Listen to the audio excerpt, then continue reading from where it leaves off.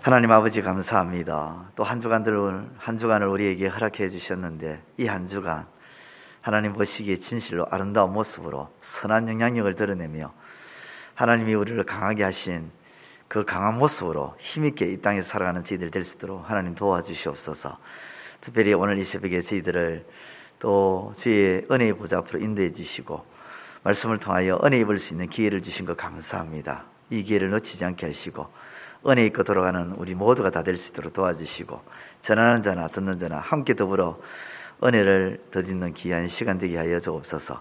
마칠 때까지 우리 하나님 홀로 영광 받아 주실 줄 믿사옵고 예수님의 이름으로 기도드리옵나이다. 아멘.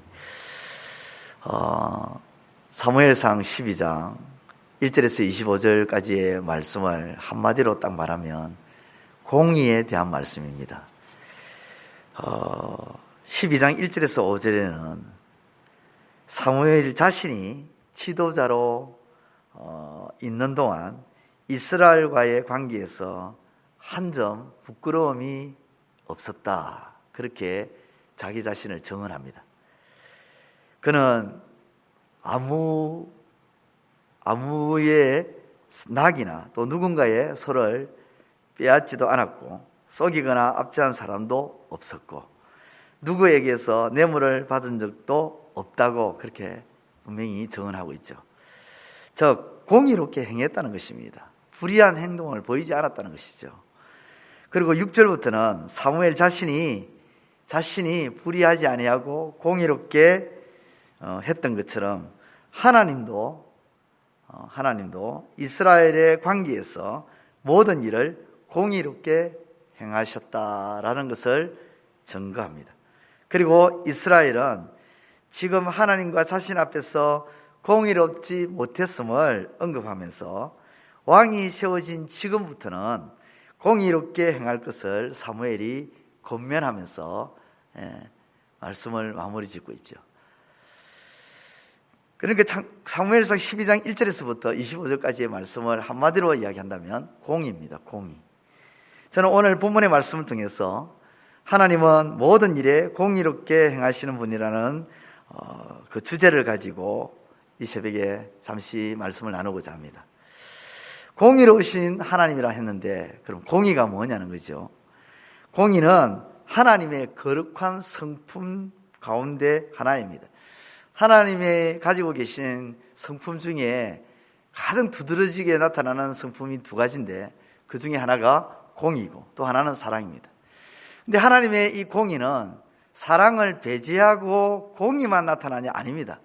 하나님의 공의 안에는 늘 사랑이 함께 깔려 있습니다. 마치 동전의 양면처럼 하나님의 공의가 드러날 때 그 뒷면에는, 그 뒷면 전체는 하나님의 사랑이 있다는 거죠. 또 반대로 하나님의 사랑이 드러날 때 그냥 무작정 하나님의 사랑이 나오는 것이 아니라 그 뒤에는 공의에 입각한 사랑이 항상 따르는 거죠.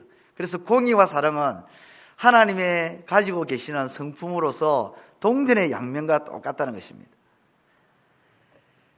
하나님의 성품 가운데 하나로서 하나님이 완전하고 어려운 법을 기준으로 잘못된 것이나 잘된 것을 가감없이 판단하고 심판하는 행위가 공의라는 것입니다.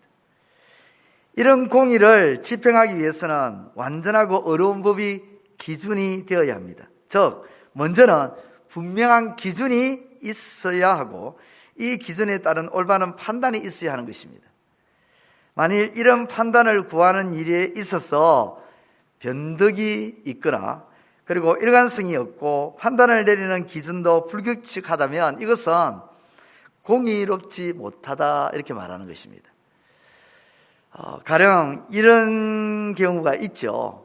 이런 경우는 교회 안에서도 이루어질 수도 있고 교회 밖에서도 이루어질 수 있고 그런데 교회 밖에서 특히 신문에 뉴스나 이런 경우에 가끔씩 드러나는 일들이 있는데 그 중에 하나를 예를 든다면 전에 이런 일이 한번 있었습니다. 어떤 장관의 아들이 군 휴가를 나왔다 복귀하지 않고 전화 한 통으로 부대에 통보를 해서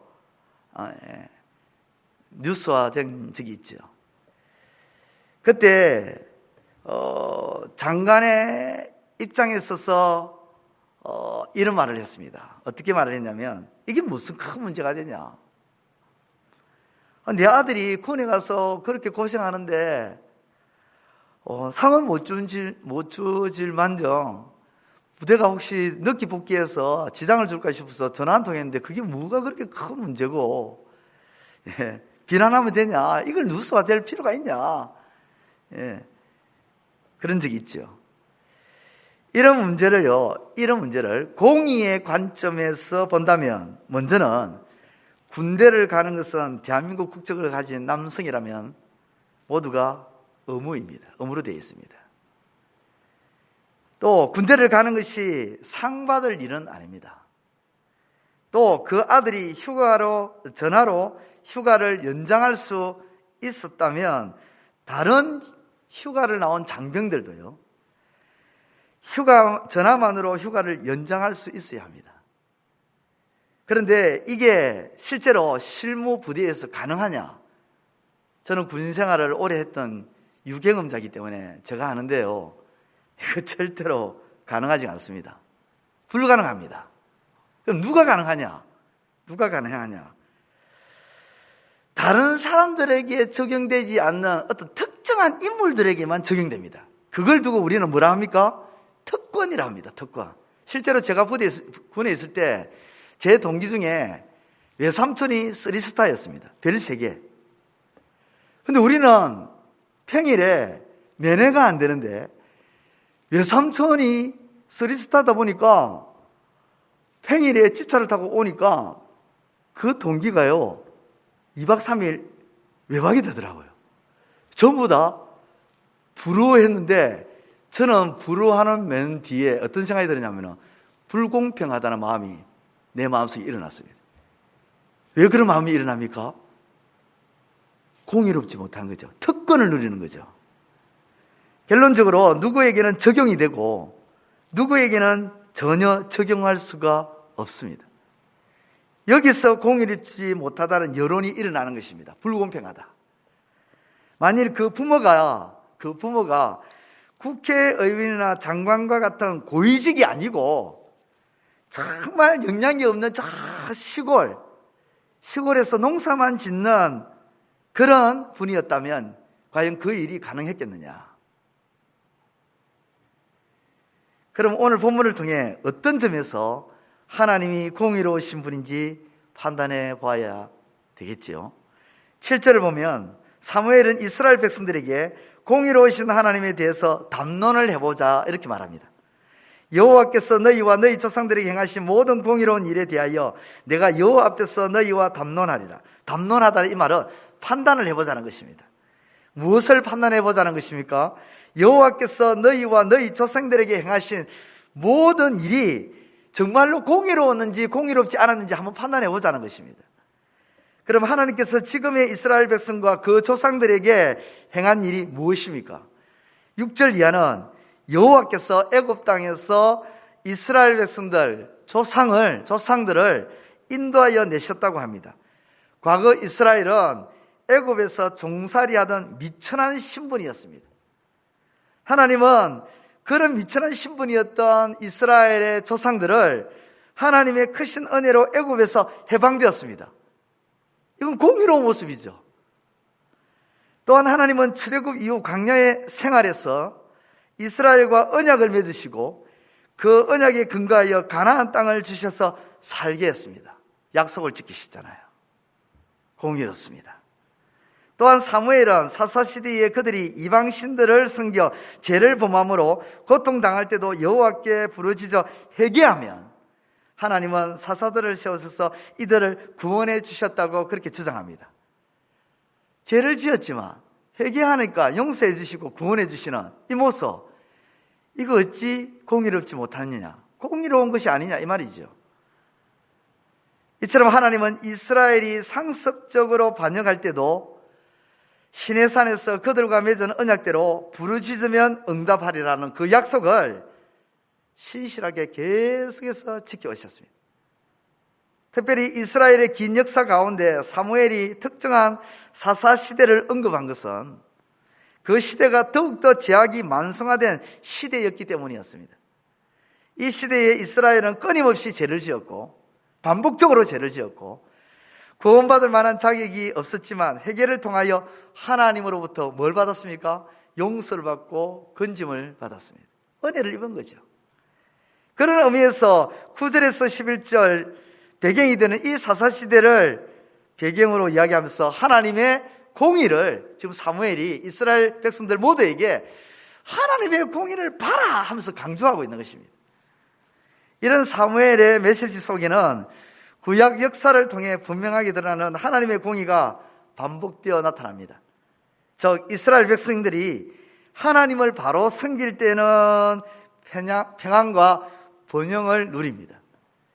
10절 하단에 보면 이스라엘이 우리가 주를 섬기겠나이다 합니다. 그럴 때 11절 하단을 보면 하나님께서 너희를 사방 원수의 손에서 건져내사 너희에게 안전하게 살게 하셨거늘 그렇게 말합니다.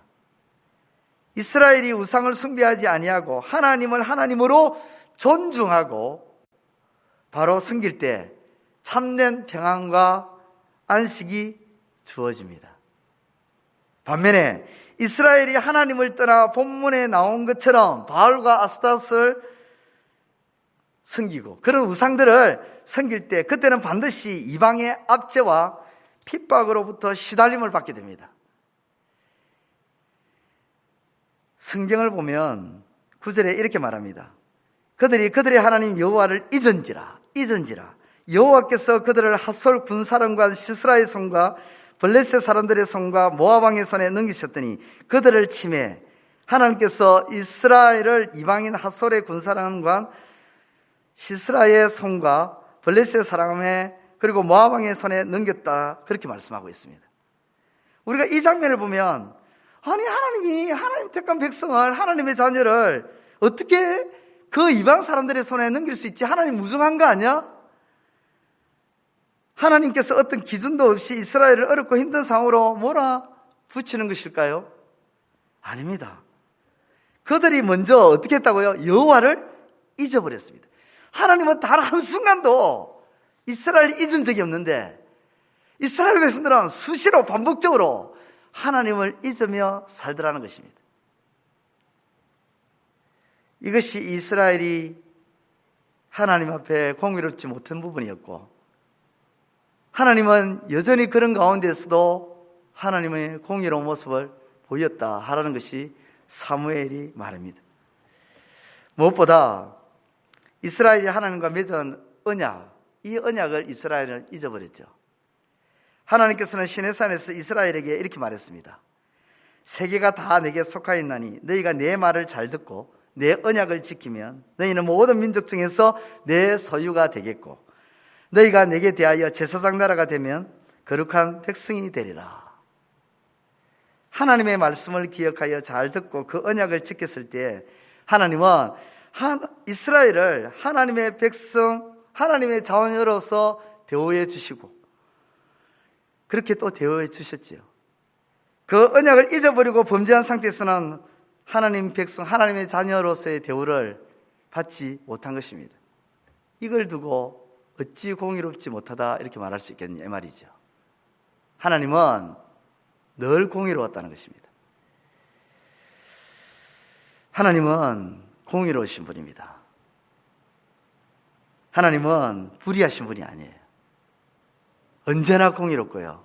어떤 일이든지 어떤 상황이 있든지 저와 여러분 개개인들에게 또 하나님의 자녀들이 모인 교회를 향해서 그리고 이 땅을 향해서 온 세계를 향해서 하나님은 언제나 어느 때나 공의롭게 행하십니다. 그 하나님의 공의로움을 기억하시고 오늘도 약속된 이 말씀에 순종함으로 하나님의 복을 받아 누리시고 그 약속된 말씀에 따라 복을 누린다는 것은 무슨 말입니까? 하나님의 공의로운 판단에 의해서 복을 받아 누리라 이 말씀이죠. 저와 여러분들이 그렇게 살아가시는 은혜가 있기를 우리 주님의 이름으로 축원드립니다. 기도드리겠습니다. 하나님 아버지 은혜를 감사합니다. 오늘도 우리를 저 앞으로 인도해 주시고 말씀을 통해서 하나님의 공의에 대해서 살펴볼 수 있는 은혜를 주신 것 참 감사를 드립니다. 아버지께서는 언제나 어느 때나 아버지 하나님 우리를 향한 그 공의로움을 잘 드러내 주시고 또 우리에게 대하여 공의롭게 행하셨는데 우리는 아버지 하나님 늘 공의롭지 못했습니다. 아버지 하나님 우리가 조금 힘들고 어려울 때 아버지 하나님 참 고통스러울 때 어떤 문제에 봉착해서 해결하지 못할 때는 아버지 하나님 공의로운 모습을 비추면서 하나님께 도움을 구하지만 또 그 뒤 우리가 조금 아버지 하나님 살만하고 또 숨쉴만 하면 아버지 하나님 편안해지면 아버지 하나님 또 우리는 하나님의 약속된 그 말씀을 잊어버리고 공의롭지 못하고 불의한 모습으로 살아갈 때가 너무도 많은 것 같습니다. 어리석고 무지한 우리를 오늘 이 새벽에 사무엘상 12장의 말씀을 통해서 깨닫게 해주시고 아버지 하나님 다시금 공의로운 삶으로 나아갈 수 있는 기회를 주시고 또 결단을 허락해 주시니 감사합니다. 우리 재건부평교회의 모든 지체들 하나님의 자녀들은 아버지 하나님 하나님의 말씀 약속된 말씀을 붙들고 공의롭게 행함으로 하나님께 영광 돌리는 하나님의 사람들이 되게 하여 주시고 이 땅에 있는 수많은 사람들에게 아버지 하나님